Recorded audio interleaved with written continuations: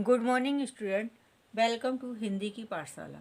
बच्चों, इस वीडियो में मैं आपके 12th बोर्ड एग्ज़ाम के लिए वन शॉट रिवीजन करवा रहे हैं और इस चैनल पे जो भी हमारी वीडियो आएंगे उसमें जल्दी जल्दी हम आपका हिंदी का सिलेबस कंप्लीट करवाते जाएंगे।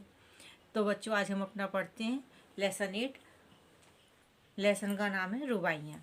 इसके जो लेखक हैं वो है फिराक गोरखपुरी। तो इसका पहला वाला हम पद्यांश देख लेते हैं।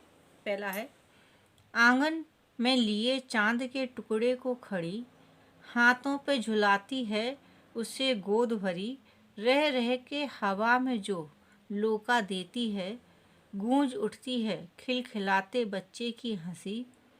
तो इसका हम सबसे पहले संदर्भ देख लेते हैं। प्रस्तुत काव्य रचना हमारी पाठ्य पुस्तक आरोह में संकलित रुबाइयाँ से उद्गत है। इसके रचयिता प्रसिद्ध शायर फिराक गोरखपुरी है। ये कौन शायर हैं? प्रसंग, प्रस्तुत काव्य पंक्तियों में मशहूर शायर फिराक गोरखपुरी ने बच्चे के प्रति माँ के अनूठे, जो बच्चों के प्रति है उसमें माँ के अनूठे वात्सल्य प्रेम का सजीव वर्णन किया है। माँ का जो प्रेम है उसका वर्णन किया है। व्याख्या देख लेते हैं।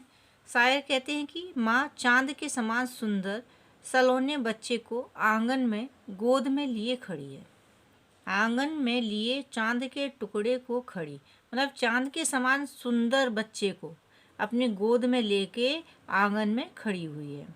बच्चे का मन बहलाने के लिए उसे अपने हाथों का झूला बनाकर उसे झुलाती है और कुछ देर में उसे हवा में उछाल भी देती है। लिखा है, हाथों पे झुलाती है उसे गोद भरी। गोद वाले गोद को अपना झूला बना लेती है और हाथों पे झुलाती है और कुछ कुछ समय में वो क्या करती है, उसे हवा में भी उछाल देती है। कैसे? ऐसे बच्चों को ऐसे ऊपर उछका देते हैं, उछाल देते हैं, इस तरह से उछाल देती है। और बच्चा खुश होकर, जब बच्चे को ऊपर हवा में उछाल देती है तो बच्चा क्या, खुश होकर खिलखिलाकर हंसने लगता है। गूंज उठती है खिलखिलाते बच्चे की हंसी। क्या, बच्चे वातावरण में उसकी खिलखिलाहट की गूंज उठ जाती है। काव्य सौंदर्य देख लेते हैं। बच्चे के मुख की तुलना चंद्रमा की सुंदरता से की गई है। वात्सल्य रस की सहज स्वाभाविक अभिव्यक्ति है। रह रहे में पुनरुक्ति प्रकाश अलंकार है। भाषा सरल सरस और अभिव्यक्ति में सहायक है। इसका सेकंड वाला देख लेते हैं। इसमें भी क्या आपका प्रसंग उसी तरह से आएगा, बच्चे के प्रति माँ का वात्सल्य। ठीक है, तो नहला के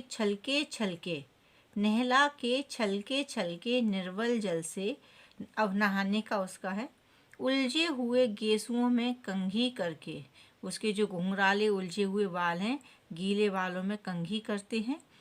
किस प्यार से देखता है बच्चा मुंह को, तो बच्चा जब प्यार से माँ के मुंह को देखता है, कब देखता है, जब वो अपने बच्चे को, ऐसे बच्चे को जो चल नहीं पाता है, अभी दौड़ नहीं पाता है, उसे अपने दोनों घुटनों के बीच में फंसाकर फिर जब कपड़े पहनाती है, जब घुटनियों में लेके पहनाती कपड़े।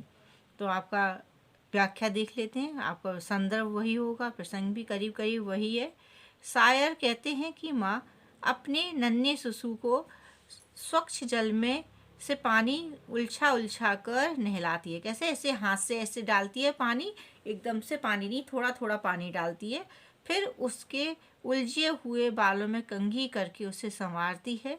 इसके पश्चात चलने व खड़े होने में अन्य अभ्यस्त, मतलब उसे आता नहीं है, ना चलना आता है ना खड़ा होना आता है। अपने ऐसे नन्हे शिशु को माँ अपने दोनों घुटनों के बीच खड़ा करके कपड़े पहनाती है। तो बच्चा बड़ी मासूमियत से अपनी माँ का मुख निहारता है, अपने माँ का मुख देखता है कि देखो मुझे मेरी माँ है, वो मुझे कपड़े पहना रही हैं। इस तरह से बहुत प्यार से उनका मुंह देखता है। बच्चे तो देखो माँ को मतलब कुछ समय से ही पहचानने लगते हैं, एक दिन में पहचानने लगते हैं, अपने माँ का स्पर्श पहचानते हैं। तो इसका काव्य सौंदर्य देख लेते हैं।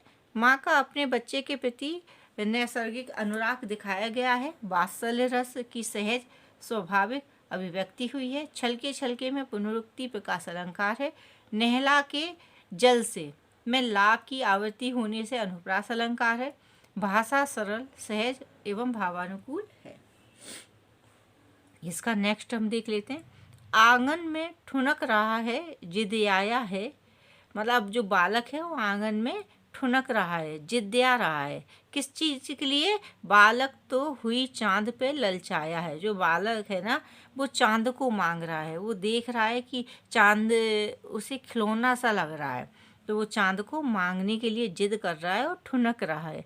दर्पण उसे दे के कह रही है माँ। अब दर्पण उसे माँ उसे कैसे बहला रही है? उसे दर्पण दे रही है और कह रही है देखो देख देख आईने में चांद उतर आया है। वो कह रही है कि देखो ये चांद यह है। वो उसके मुख को दर्पण में दिखा रही है और कह रही है देखो यह चांद यहाँ है। संदर्भ उसी तरह से आएगा। अब इसमें चंद्रमा को पानी की बालहट है और माँ के द्वारा उसे बहलाने का सुंदर वात्सल्यपूर्ण वर्णन किया गया है कि कैसे बहला रही है। शायर कहते हैं कि बालक आसमान में पूर्णिमा के चांद को देखकर ललचा उठता है। वह उसे पाने की लालसा में माँ से जिद करने लगता है, किंतु माँ चांद ना मिल पाने से वह गुस्से में अपने पैर पटकते हुए आंगन में जिद दिखा रहा है। उसे ऐसे में उसे माँ आईना दर्पण दिखा रही है और चांद के प्रतिबिंब को बच्चे को दिखाती है। ऐसे चांद का प्रतिबिंब करके और बच्चे को दिखाती है और कहती है कि देखो देख वो चांद आईने में उतर आया है। काव्य सौंदर्य देख लेते हैं। चंद्रमा बच्चों के लिए सदैव से एक मन लुभावन खिलौना रहा है। यह भाव पुनः उभर कर आया कि और भी कविताओं में इस तरह के वाक्य आए हैं जिसमें बच्चे चांद के लिए जिद कर रहे हैं, तो वो बोल रहे हैं कि सदैव से एक मन लुभावन खिलौना रहा है। यह भाव फिर से पुनः उभर कर आया है। वात्सल्य रस विद्यमान है। मिश्रित शब्दावली युक्त बोलचाल की सहज भाषा है और रुबाई छंद है। अब इसका हम फोर्थ वाला भी देख लेते हैं। रक्षाबंधन की सुबह रस की पुतली छाई है, घटा गगन की हल्की हल्की, बिजली की तरह चमक रहे हैं लच्छे, भाई के हैं बांधती चमकती राखी। संदर्भ भी आपका वैसे ही रहेगा। इसका प्रसंग देख लेते हैं। इसमें जो मशहूर शायर हैं वो क्या कह रहे हैं कि भाई बहन के अटूट संबंध के त्योहार रक्षाबंधन का अत्यंत सजीव वर्णन किया गया है। व्याख्या देखते हैं। शायर कहता है कि रक्षाबंधन के दिन नन्ही बालिका आनंद से भरी है। आसमान पर काले काले बादल छाए हैं। इनके जो बादल छाए हैं ना उनके बीच बीच में हल्की सी बिजली चमक उठती है। बिजली की तरह चमकती राखी, जो जैसे बिजली चमक रही है उसी तरह से चमकती हुई राखी बालिका अपने भाई की कलाई में बांधती है।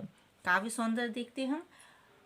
रक्षाबंधन के पवित्र त्योहार पर बहन द्वारा अपने भाई की कलाई पर राखी बांधने का सजीव चित्रण है। हल्की हल्की में पुनरुक्ति प्रकाश अलंकार है।